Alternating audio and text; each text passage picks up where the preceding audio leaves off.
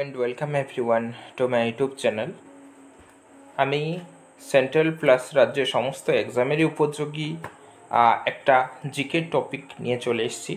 বায়ুমণ্ডলের বিভিন্ন স্তর বিন্যাস সম্পর্কে আজকে আমরা আলোচনা করব এবং তার সমস্ত গুরুত্বপূর্ণ ইনফরমেশন নিয়ে। সো কথা না বাড়িয়ে শুরু করছি আজকের ক্লাস। প্রথম হচ্ছে ট্রোপোস্ফিয়ার।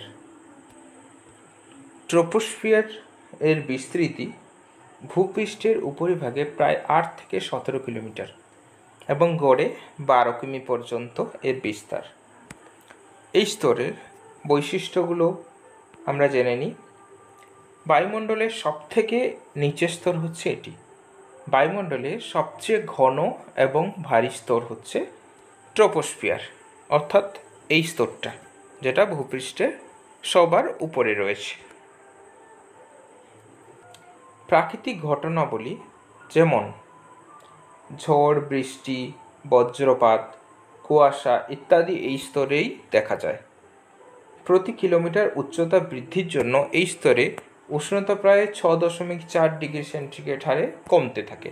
তাহলে গুরুত্বপূর্ণ ইনফরমেশন হচ্ছে এই স্তরে ঝড়, বৃষ্টি, ঝড়, ঝঞ্ঝা সব দেখা যায় এই ট্রোপোস্ফিয়ারে, এবং উচ্চতা বৃদ্ধির সাথে এই স্তরের তাপমাত্রা প্রায় 6.4 ডিগ্রি সেলসিয়াস হারে কমতে থাকে। পরের স্তর, পরবর্তী স্তর হচ্ছে স্ট্র্যাটোস্ফিয়ার।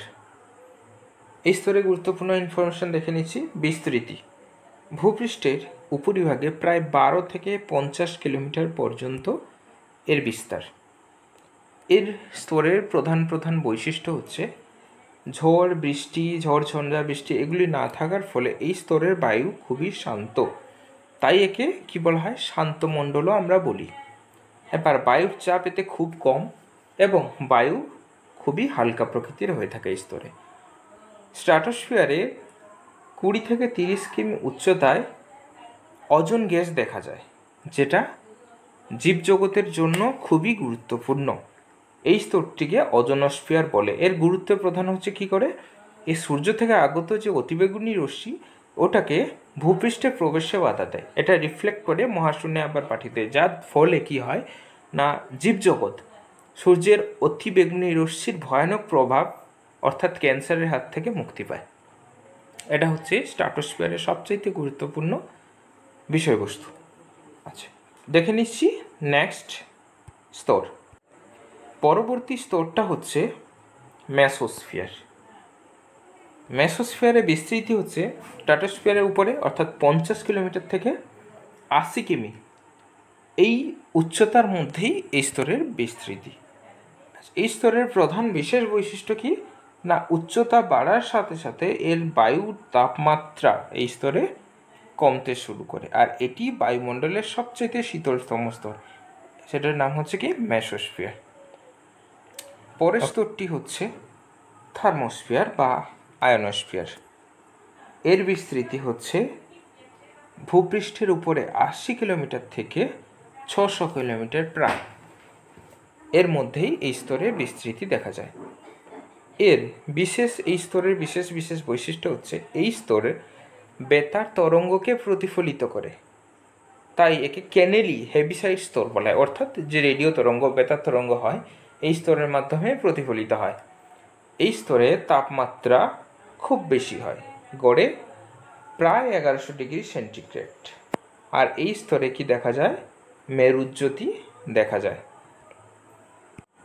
এই স্তরে আরও একটা বৈশিষ্ট্য থাকে, এটি হচ্ছে ভূপৃষ্ঠের বহিরাগত যদি কোনো মানে মহাবিশ্বের কোনো বহিরাগত কোনো বস্তু যেমন উল্কা এগুলো যদি প্রবেশ করে এই স্তরেই সেটা প্রচণ্ড উত্তাপ এবং ঘর্ষণের ফলে ওটা পুড়ে ছাই হয়ে যায়। এটা হচ্ছে আরেকটা বৈশিষ্ট্য এই স্তরের। পরবর্তী স্তর হচ্ছে এক্সোস্ফিয়ার। এর বিস্তার হচ্ছে 600 কিলোমিটার থেকে শুরু হয়ে প্রায় 10,000 কিমি পর্যন্ত এর বিস্তৃতি। এই স্তরের বিশেষ বৈশিষ্ট্য হচ্ছে এই স্তরে বায়ু খুবই হালকা প্রকৃতির হয়। এই স্তরের উপর বায়ুমণ্ডলের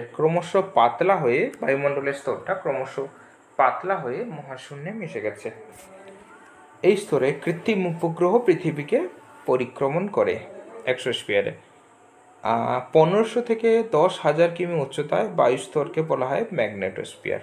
ঠিক আছে, তো এই যে 1500 থেকে এই স্তরের মধ্যে 10,000 কিলোমিটার পর্যন্ত এই যে উচ্চতাটা রয়েছে একে আমরা ম্যাগনেটোস্ফিয়ারও বলে থাকি। ঠিক আছে, এই হচ্ছে বায়ুমণ্ডলের স্তর এবং সমস্ত গুরুত্বপূর্ণ বৈশিষ্ট্য। আশা করি এর বাইরেই কিছুই গুরুত্বপূর্ণ পয়েন্ট নেই যেগুলো পরীক্ষা আসার মতো।